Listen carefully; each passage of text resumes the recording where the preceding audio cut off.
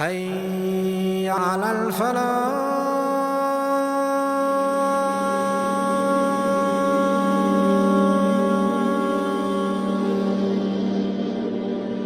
He was a scholar and expert in Quran, Hadith. He studied in Yemen, Morocco, Khurasan. Allahu Akbar, he used to travel distances more than 2 months, 4 months with his friends to learn knowledge. And on top of that, he had extreme financial difficulties to the point where he never asked for any money from anybody. And people offered him, scholars, the government, the khalifas, friends. Imam Ahmad never accepted anything from anybody until he died. His uncle, he used to work for the government, and he used to write letters to the Khalifa, Harun al-Rashid. And a long time passed, and Harun al-Rashid sent a letter to his uncle saying, "Where are all the letters? You're meant to report to me." He's writing reports about people, what they're doing, what they're not doing. So like spying. The uncle said, "I sent them all through Ahmad." He said, "I never received anything." So they called Ahmad along. Imagine 12, 13-year-old boy now coming before the Khalifa, and he's asking him, "Where are all the letters?" Uncle says, "I gave you them all from years, 5 years ago." He says, "I threw them all in the Tigris River." He said, "Why?" He said, "In it are backbiting and spying on other people, and this is haram. I refuse to do it." The uncle got a little bit upset. The Khalifa looked at him and said, "Don't." He said, "If this young boy has that much piety, how can we compare ourselves to him? He is an example to us." Khalifa Harun al-Rashid said this. Everybody envied this teenager. The perception of Imam Ahmad is that of rigidity, unfortunately. When people say Ahmad ibn Hanbal or Hanbali, it is so sad that people attach him and his school of thought to rigidity, strictness, ultra-religious. And Imam Ahmad was also one of those, like the other Imams, who was accused. Allah bears witness of greatness to Himself, that there is no God worthy of worship but Him. And He bears witness to the greatness of His creation of the angels. And He bears witness to the importance and greatness of those endued with knowledge. He was born in the year 164 Hijri, born in Baghdad, died in Baghdad. And he was born in the year when Imam Malik died. But Imam Ahmad started his knowledge at the age of 15 years. Imam Ahmad was one of those, just like Imam Shafi and Imam Malik, his inspiration and his channel into knowledge was his mother. Imam Ahmad, raised by his mother. And Imam Ahmad came from a tribe called Banu Shayban. And the mother of Imam Ahmad was extremely wise, and she spent so much on her son in knowledge and wisdom.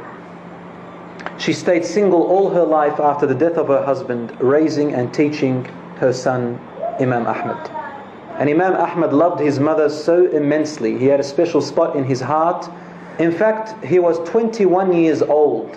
And one day he was walking with one of his friends, and he said to him, "Let's cross the Tigris River," for some reason. And he said to him, "No, my mother told me never to cross the Tigris River." Today, a 21-year-old who says, "My mum doesn't let me," imagine what happens to them. She gave up her life. You won't believe this, but Imam Ahmad, because he loved his mother so much, and he knew the sacrifice she had done for him, he did not marry so long as his mother was alive. Because he also wanted to dedicate his time and his years for his mother. For Allah first, then his mother, until she died, rahmatullah alayha, and he was at the age of 40. He married at the age of 40, subhanallah. His first wife was Aisha, Salih. She lived with him for 30 years. In these 30 years, her and I never disagreed on a single word. After she died, Imam Ahmad married another wife. Her name was Rayhan. and from her was his second son, Abdullah. Salih and Abdullah became scholars and muhaddithin. Imam Ahmad, after Rayhana, she died as well, and he lived on. He married again, and he had 2 children after the age of 74 years. He died at 77. And his kids were still babies when he died, rahmatullahi alayh.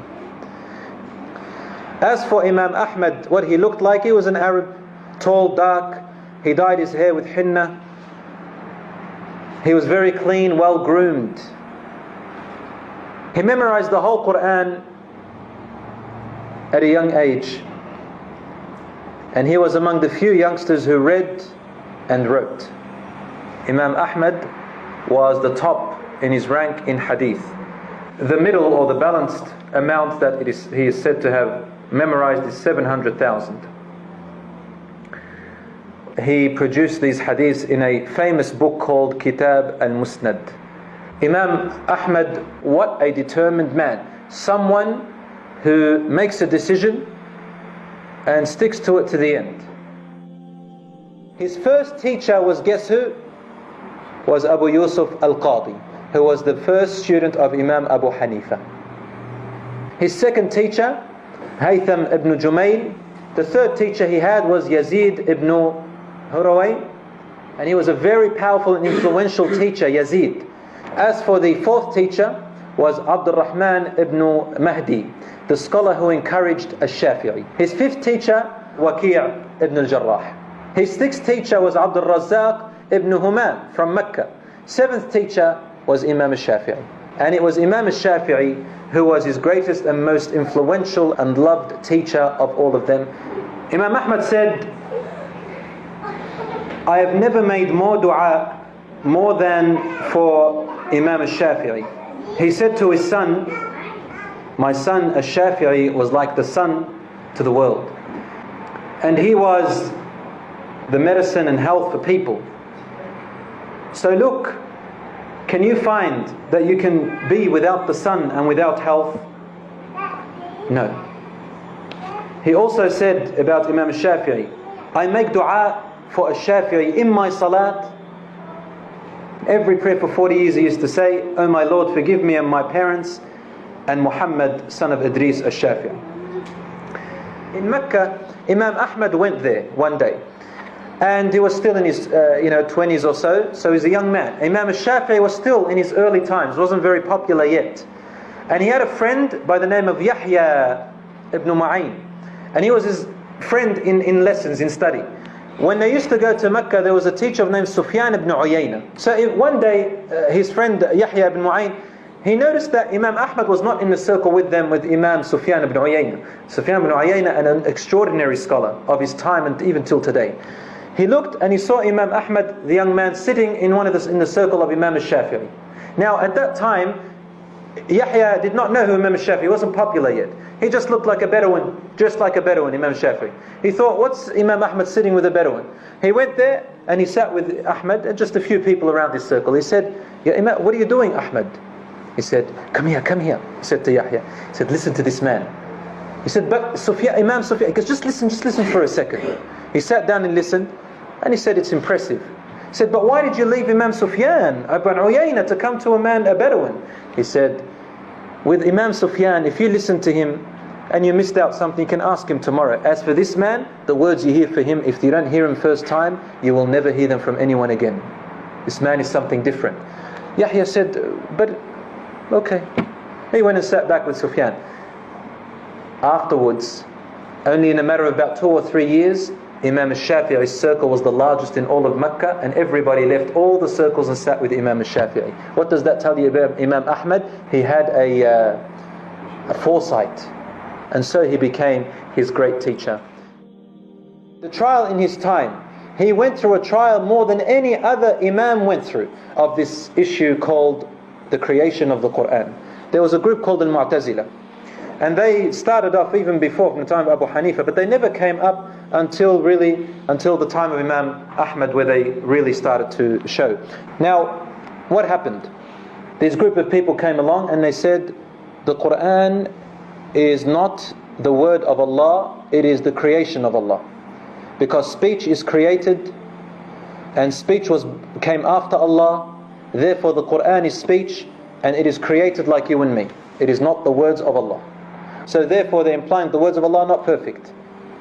And they said, they used their words and their evidences of philosophy and ilm al-kalam. They came out in the time of Harun al-Rashid. Then he died.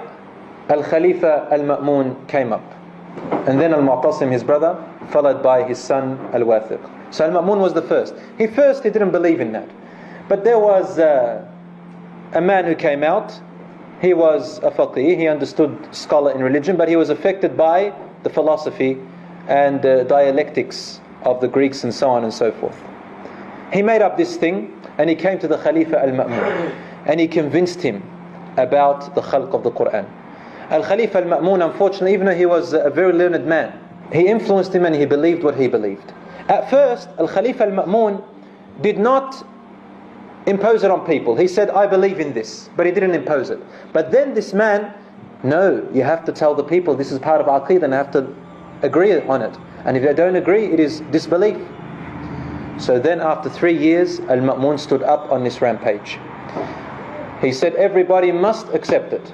And he came to all his workers and his government officials and he said, start with my judges and start with the scholars that work for me. They have to believe in it. About 30,000 imams. It's halal because of their lives, yielded. They all said the Quran is created. Only a number of them. Some of them, they did a trick. They said, the Quran, the Zabur, the Zams and the Torah, these 4 are created, meaning my 4 fingers. The government understood, the Khalifa liked it, and he said, well, okay. Finally came Imam Ahmad and 3 friends of his who were contemporaries. They came to him and they asked him the question, what do you say? They said, the Quran is the word of Allah, not created. The Khalifa ordered that they be put in chains and brought as prisoners.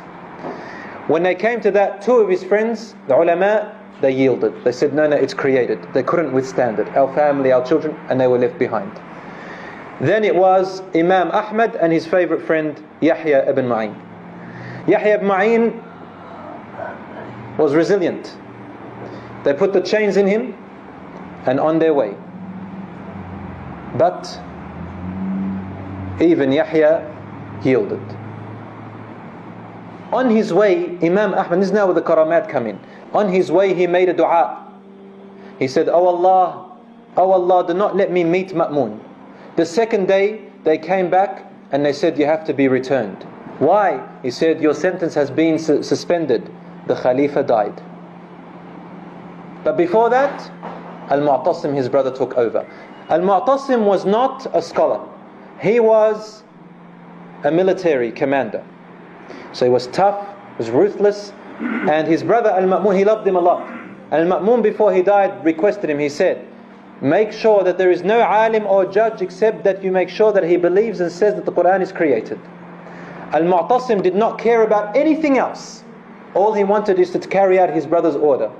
My brother said it, I'm going to do it, I don't care who it is. And so he carried it out again. And so Imam Ahmad was brought into chains one more time on his way. Subhanallah, it was not an alim. It was not a scholar or a shaykh or a judge who came to him to give him strength. You know who came to him? A simple Bedouin who hardly knows anything, even reading or writing. He came up to him and he said, Ya Imam, I hear that you have been summoned to say that the Quran is created. Ya Imam, stand strong. Never say these words. Imam Ahmad said, Allah, this is from Allah, a support. Allah is sending a Bedouin from the desert. Which scholar is going to do? All the scholars said, we yield. A Bedouin from the desert. And he was brought before the Khalifa in Baghdad. It was hot. It was deadly. It was Ramadan. Al-Mu'tasim was fasting. Imam Ahmad was fasting. He was put into the prison. And then he was brought out. On the first day, Al-Mu'tasim tried to yield. He said, Ya Imam, please, you are a respected person, I'll let you go. Say what they are saying. Say what your friend said, Yahya. He said, but even then, I stick to what I have to say. He was determined. Ya Imam, please, Ya Imam, please. And the Imam Ahmad said to Khalifa, he said, Ya Khalifa, Ya Amir al-Mu'mineen. So he acknowledged his imara. Said to him, give me one evidence from the Quran that the Quran is created. I cannot find any evidence. Give me evidence and I'll accept. Al-Mu'tasim couldn't find anything. Then he said, take him to the prison. He went. Second day he came out. And this time, Ahmad ibn Abi Du'ad and his scholars around there. Ahmad ibn Abi Du'ad went into a debate with him. He said, I have evidence from the Quran that the Quran is created. He said, which one? He said, Allah says, we have sent this Quran down in the Arabic language.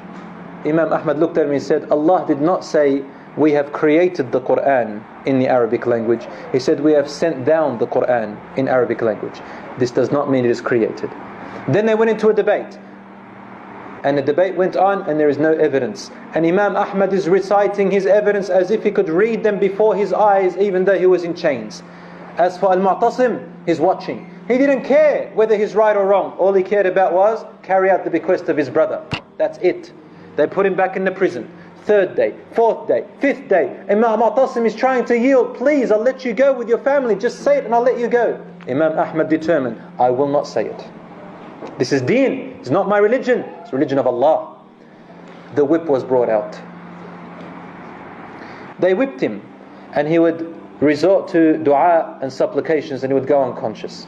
Doctor would say, I would have to take remnants of the ropes out of his body with knives, and sometimes I would have to cut out meat on the knives off his back. And he stood firm. He was fasting in Ramadan while being whipped and his back was seeping pus and blood, and he would not break his fast, and the people would give him water. Those who were whipping him say, drink. And he would say, Wallahi, I will not drink, I'm fasting. I wish to meet my Lord. If I die like this, I wish to meet him fasting. Man of determination, ya Ammi. This is something unbelievable. But he didn't die. Then they saw him after a few days of whipping, and this is in history. They saw him say some words. They couldn't understand it. But one of the writers says, later on, I understood what he was saying. He was saying, Oh Allah, do not let my awrah show. His pants were slipping off. All this mattered not to him except that his awrah would show. The person who's writing says, Wallahi, I saw his pants by themselves somehow make their way up, and they were tight on his body and never fell. When he entered the prison with his pain and torture, he would stay up in the night praying. Another support from Allah came to him. A man who was imprisoned for drinking alcohol, he came up to him and he said to him, Ya Imam, I have been whipped 40 lashes each time for drinking alcohol. I have now been in prison for 4 years because I drink alcohol. And I cannot resist my alcohol. And I have resisted the whipping for 4 years because of something haram, alcohol. He says, you are resisting the whipping for the sake of Allah. Do not give in. If I resisted for alcohol, you can resist it for something fillah. And Imam Ahmad said, Allahu Akbar, this is more support from Allah. No scholar, no pious person, no one. A drunk, an alcoholic, and a Bedouin from the middle of the desert who knows nothing of reading and writing except sheep and camel and goats and their feces. This is where the support came from. Now he made friends with all the prison inmates. This man is subject, I'm talking about 13 or 14 years of his life imprisoned and out. One man came to him and they felt sorry for him.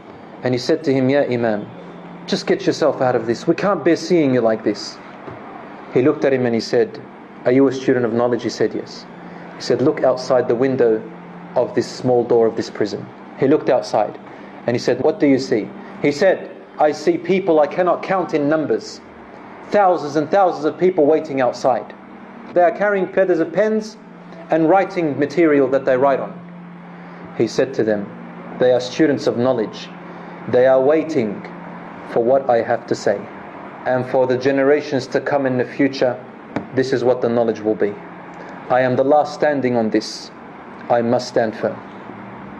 The Khalifa Al-Mu'tasim died, and Al-Wathiq, his son, took over. Same thing, was affected by. But this time Al-Wathiq, he looked at Imam and he saw that there was social issue. He didn't want an uprising against him, because the amounts of people who were sympathizing with Imam Ahmad were too many. So he had to stop the torture and take off his chains. For several years Imam Ahmad taught the students from behind bars, until finally one day he stood him up, and this Ahmad ibn Abi Du'ad was standing there. Al-Wathiq was sitting. Ahmad ibn Abi Du'ad, he came up to him and said, just say it, whisper it to my ear and I'll let you go. Whisper it, I have a connection with the Khalifa. No one understood this Imam. This Imam didn't care about you or you or you. He'd die in this cause. Then he said to him, Ya Ahmad, give me one evidence and I will follow you. He said, the most merciful, he taught the Quran. Imam Ahmad said, Allah did not say Ar-Rahman created the Quran. He said, Allama al-Quran. He taught the Quran. This is not evidence. Then he said to him these words. He said, Ar-Rasul sallallahu alaihi wasallam is silent about it. Abu Bakr is silent about it. Umar is silent about it. And do you think you're better than the Prophet sallallahu alaihi wasallam, Abu Bakr and Umar, to talk it? They stayed silent, why can't you stay silent? And that's when it was the last straw. Al-Wathiq started to think with his head, the Khalifa.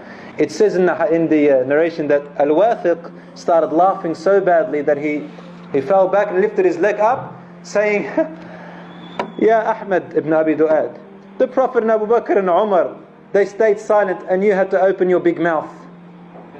Until finally Al-Wathiq looked at it and he said, this is rubbish. Al-Wathiq died, but he didn't release him and announce it. Another Khalifa came up and he said, what is this? He released Imam Ahmad and he came to the Mu'tazila and he stopped them where they were, and the whole of the city, Al-Khalifa announced that the Mu'tazila are rejected and refused, and this Imam has shown their wrong. And then the people of the Medina, of the whole city, came from Baghdad, and the Imams and all those who whipped him and tortured him, seeking his forgiveness. Imam Ahmad announced, he said, I forgive every person, every Khalifa, every person who instigated this, every person who whipped me, and I forgive them with all my heart, except the Mu'tazila. Even when he was dying on his deathbed, he was unconscious, and Abdullah, his son, heard his father saying, not yet, not yet. And his son said, what do you mean, no, you don't want to meet Allah yet? Then when he awoke, he said to him, the shaitan came to me saying to me, you have gone away from my trickery, I couldn't do anything to you. And I said to him, not yet, the war between you is not over yet. You're trying to trick me so I can put my guards down. Imam Ahmad, even to the last minute, determined, said, the war between me and you is not over yet. Don't flatter me. What happened after him was a disaster. His students became overzealous, and they began to become too rigid, too strict, beyond measure. Saying, some of them even went to the extent of saying, after the Prophet Muhammad ﷺ, no one is more important or valuable or pious than Imam Ahmad. They went to the extent of saying, there is no greater faqih than Imam Ahmad on the face of the earth. So much so that taking the law into their own hands, going beyond the Khalifa, they would instigate something in order to prove the madhab of Imam Ahmad to be right, just to pick up a fight. His son Salih married a wealthy woman, and he bought some expensive furniture, about 4,000 dirhams. One day a fire lit up in his house and burnt all the furniture and everything. And this was after his father's death. Imam Salih said, he said, I am not upset because my furniture was burnt, but because I kept this garment which my father used to wear, and he gave it to me after his death. Every time I prayed, I wore it. Every time I went to the masjid, I wore it. Every time I gave a halaqah, I wore it. So he entered into his house and he saw everything burnt. He looked, and guess what? He found the garment unburnt.